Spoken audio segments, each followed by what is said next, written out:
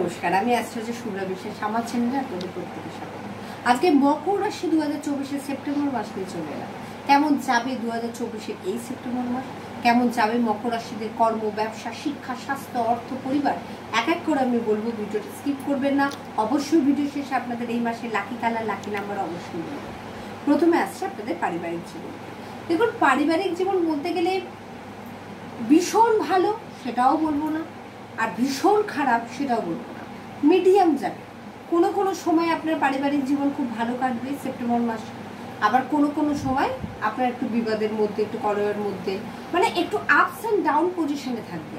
এই জায়গাটাকে কিন্তু আপনাকেই কন্ট্রোল করতে হবে। যখন আপনি জেনে যাচ্ছেন আপনার এইভাবে কাটবে, তো আপনাকে এবার নিজের হাতেই আপনার আছে কিভাবে এটাকে আরও ভালোভাবে আপনি অতিবাহিত করতে পারবেন।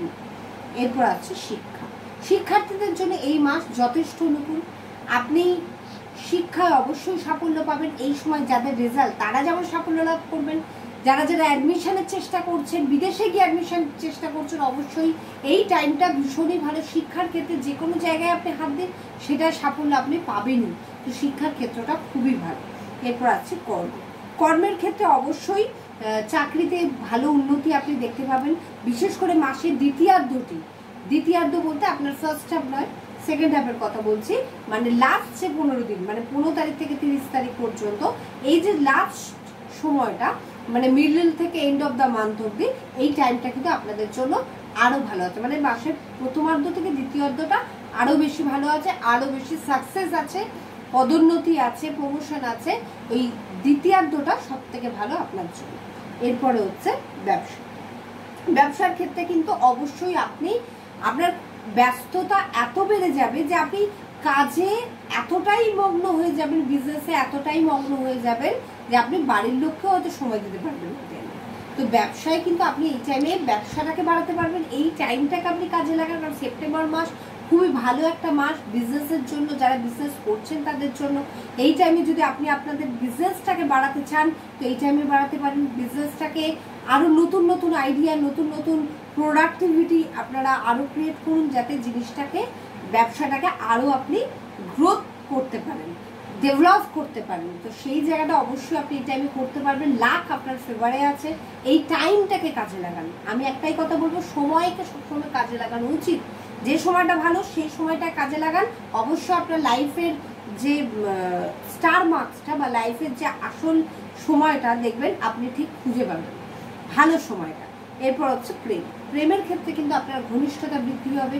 প্রেমের ক্ষেত্রে প্রেমিক প্রেমিকারা এই সময় খুব সুন্দর সুন্দর মুহূর্ত কাটবে। আপনারা অনেক দূরে কোথাও যেতে পারবেন ঘুরতে।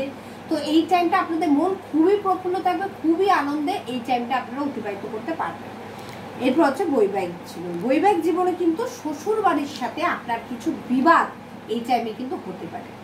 শ্বশুর বাড়ি বলতে আমি একটাই কথা বলতে পারি, যারা মহিলারা রয়েছেন তাদের ক্ষেত্রে শ্বশুর বাড়ির সঙ্গে বিবাদ, যারা পুরুষ রয়েছেন তাদের সঙ্গে তাদের শ্বশুর বাড়ির বিবাদ। এই টাইমে কিন্তু শ্বশুর বাড়ির সাথে একটা বিবাদ হওয়ার মানে একটা সম্ভাবনা প্রবল। এছাড়া যারা এমনি নর্মাল রয়েছেন বৈবাহিক জীবনে, যারা স্বামী স্ত্রী বা হাজব্যান্ড ওয়াইফ, তাদের ক্ষেত্রে তাদের নিজেদের মধ্যে কোনো সমস্যা নেই, কিন্তু শ্বশুর বাড়ির সঙ্গে বিবাদ হওয়াতে আপনাদের মানসিক দিক দিয়ে আপনারা একটুখানি বিমর্ষ হয়ে পড়বেন। একটু যেন মনে হবে কোথাও একটা ডিসঅ্যাপয়েন্ট, কোথাও একটা কষ্টের মধ্যে, একটা কষ্ট আপনার মনের মধ্যে এই টাইমে একটা বেদনা আপনি অনুভব করবেন। তবে হ্যাঁ, এই টাইমটা সাময়িক, এই টাইমটা কেটে যাবে, এই বিবাদও কেটে যাবে। কোনো জিনিসই নাথিং ইজ পার্মানেন্ট, এই জিনিসটা সব সময় মনে রাখবেন।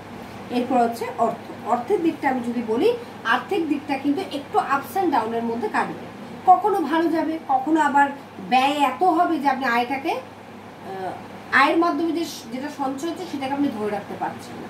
এমনভাবে আপনার খরচা হচ্ছে যে আপনার সেটা হাতের বাইরে, অনেক সময় হয় না আউট অফ হ্যান্ড, তো হাতের বাইরে অনেক সময় জিনিস চলে যায়, সেটা কন্ট্রোল করা যায় না।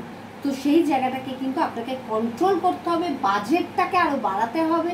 ঠিক আছে, অনেক সময় অনেক খরচা হুট করে চলে আসে, আমরা বুঝতে পারি না। তবুও আমি বলবো একটু বুঝে করুন, যেটা সব থেকে বেশি নেসেসারি সেটাকে করাটাই বেটার হবে। যেটা এখন দরকার নেই, কিছুদিন বাদে করলেও হবে, সেটা করাটাই বেটার। এখন করার দরকার নেই, সেটাকে স্কিপ করে যান। ঠিক আছে, এরপর হচ্ছে স্বাস্থ্যের ক্ষেত্রে আমি একটাই কথা বলবো, মাসের যে প্রথমার্ধটা নতুন কোনো রোগ আপনার দেহে বাসা বাঁধতে পারে, তো দেহে এক্সিস্টিং করতে পারে, তো সেই জায়গাটা কিন্তু হতে পারে। সেই জায়গাটা থেকে আমি বারবার বলবো আপনারা নিজেরাই আরও প্রিকশন নিন। আগে থেকে বলার একটাই কারণ, যাতে আপনারা নিজের প্রতি কেয়ারটাকে আরও বাড়িয়ে দেন, সব কিছু রুটিন মাফিক করেন, যাতে কোনো রোগ নতুনভাবে না আসতে পারে। সব দিক থেকে আপনি চোখ কান খোলা রেখে চলুন।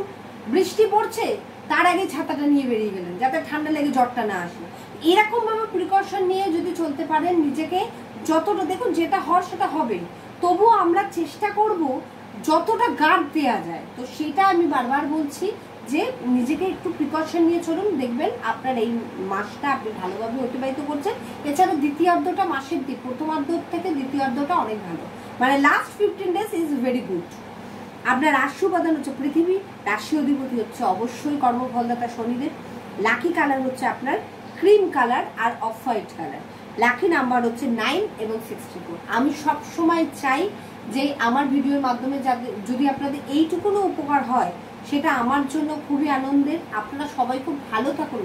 আমার ভিডিওদের একটাই কারণ, যাতে আপনারা ভালো থাকতে পারেন, যাতে আপনারা শান্তিতে সুখে থাকতে পারেন, আপনাদের সকল মনস্কামনা পূর্ণ, এটাই আমি ঈশ্বরের কাছে সবসময় প্রার্থনা করি। এবং আমার ভিডিও যদি ভালো লাগে অবশ্যই লাইক, শেয়ার, কমেন্ট করতে ভুলবেন না। সাবস্ক্রাইব করে দেবেন, কিন্তু প্রত্যেকের ভিডিও নোটিফিকেশন প্রথমেই আপনাদের কাছে গিয়ে পৌঁছায়। এই বলে আমার ভিডিও এখানে শেষ করব।